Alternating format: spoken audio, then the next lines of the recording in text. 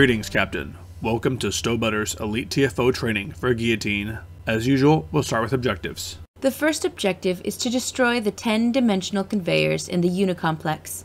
Second, deploy the 6 stitching anchors and defend them until they are fully shielded. The Borg can disable no more than 3 anchors during this stage, or the mission will fail. Next, destroy all Borg assimilators attempting to escape during this stage. If even one escapes, the mission fails. Lastly, once all anchors are deployed and shielded, defeat the 2 tactical cubes. Thank you. On to risks and rewards. This TFO needs moderate to high coordination to play well on Elite, with all optionals and without dying. It is possible to complete in a public group, but a tank is usually needed for deathless completion, and it is difficult to coordinate stitching anchors. Enemy threat level is moderately high, as Mirror Borg will drain shields and deal a decent amount of damage, and there are many Borg ships. Since these are Mirror Borg, their spheres can also self-destruct with a 4-kilometer radius for significant damage. This TFO awards a moderate to high amount of Omega or Fleet Marks, along with a chance for subspace comm power pieces. Lastly, this operation is of moderate length, depending on how quickly your team can deploy and defend the stitching anchors, at around 8 minutes besides briefing for a coordinated high DPS team closing all the anchors simultaneously, or around 12 minutes for a team that takes the anchors in pieces. The adversaries on this operation are Mirror Borg. The most notable difference between Mirror Borg and Prime Universe Borg is that their spheres can self-destruct when low health. Just like their Prime Universe counterparts, Mirror Borg vessels have a powerful shield drain ability, so encounters with them need to account for low shield uptime. Significant enemy damage is expected. The key part of this operation is the second stage, as the first and third stages are straightforward. Once the stitching anchors are ready in the second stage, gauge your team's ability. Since there is no maximum timer on the stitching anchors or the overall TFO, your team can choose based on their ability if they can handle covering them all simultaneously, or if they need to take them in stages. High-end, coordinated teams can have 2 players float in the middle, sweeping enemies emerging from the Unicomplex, and defeating any assimilators to prevent them from escaping. One of these players should probably be a tank, since this will have the highest threat level, and ideally a DPS-oriented or heavy tank. That leaves 3 players to each defend 2 of the stitching anchors, which is very doable if you have high-end coordinated players. For example, ships capable of doing 500k or even 300k on ISC are probably fine. Ships with less damage will want to adopt a different tactic.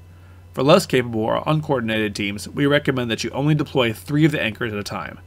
This will slow down the TFO somewhat, by about 4 to 5 minutes, but reduces risk of failure, as 3 players can each cover a stitching anchor, while the other 2 focus on the middle and assimilators. Remember that none of the assimilators can be allowed to escape or the mission will fail. In this video, we will demonstrate the strategy of deploying only 3 stitching anchors at a time in the second stage. If you would like to see how a high-end coordinated team can deploy all 6 anchors and defend them, as well as prevent assimilators from escaping at the same time, please see our single target energy video of this same TFO.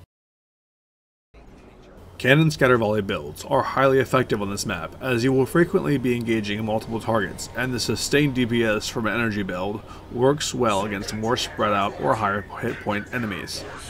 In the opening stage, engage the Mirror Borg, focusing on the larger targets like assimilators and the cube first, then moving to the conveyors, which are marked with a red symbol.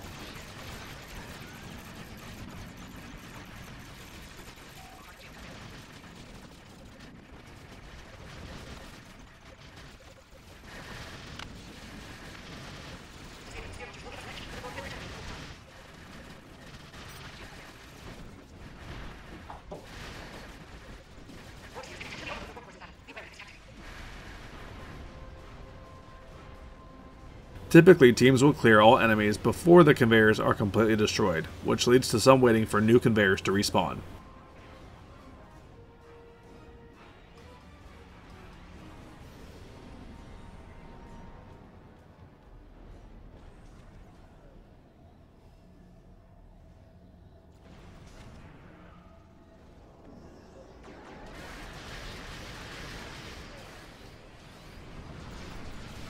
In this run, we chose to split the team to cover most of the anchors simultaneously, since we had 5 players but only 4 coordinated on Discord. We couldn't trust the other player wouldn't activate more anchors, so 4 ended up being activated at once.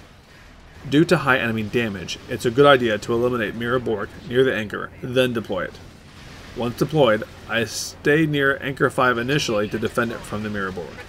I could have attempted to defend another anchor at the same time, but the risk of failing the assimilator check led us to adopt a partial deployment strategy at the cost of taking longer to complete the TFO.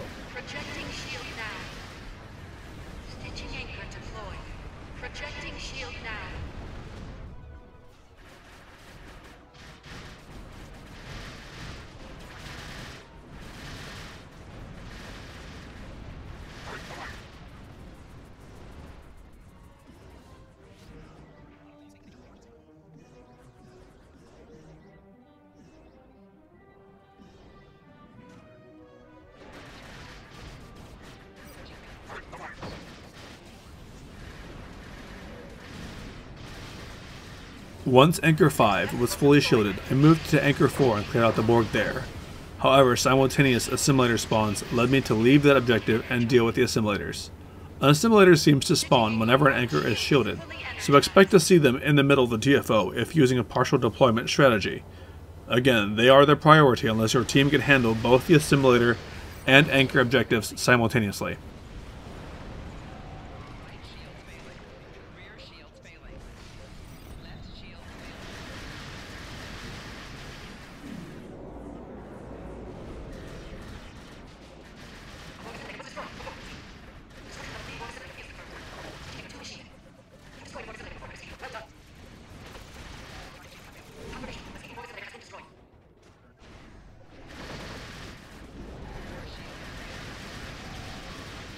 Note that several times during this stage I use pilot maneuvers to quickly back off a sphere with a red ring around it, indicating a pending self-destruct.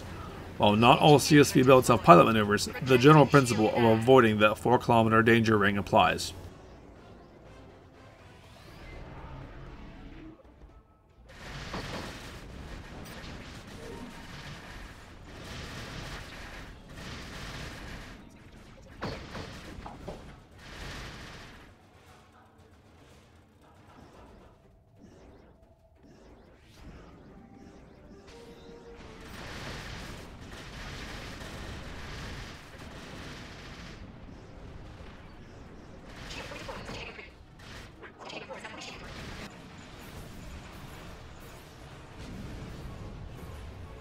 Observe. Something is disrupting the stitching network. When the tactical cubes spawn, our recommendation is to defeat the assimilators first. The assimilator escape objective does not immediately end when the tactical cubes spawn, so we target the assimilators first before turning on the tactical cubes. It's generally impractical to hit both cubes at the same time, so focus on one of them and wear it down until it's destroyed. Having the team focus together will speed up the process, as will long-duration shield offline effects. Even though the assimilator escape objective is eventually marked green during this stage, we still recommend destroying any assimilators due to high enemy damage.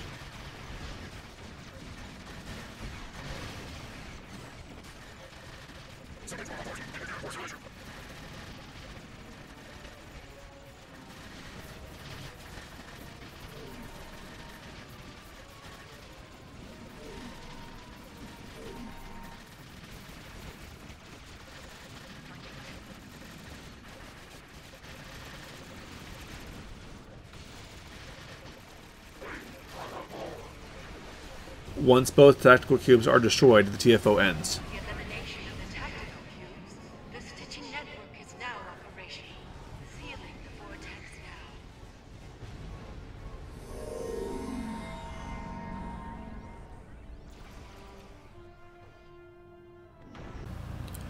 Captain, if this breakdown helped you in your quest to play Stowe better, please consider liking this video and subscribing to our channel. The link to the specific build used for this tutorial is in the description. For more guides and builds, check us out at www.stobetter.com.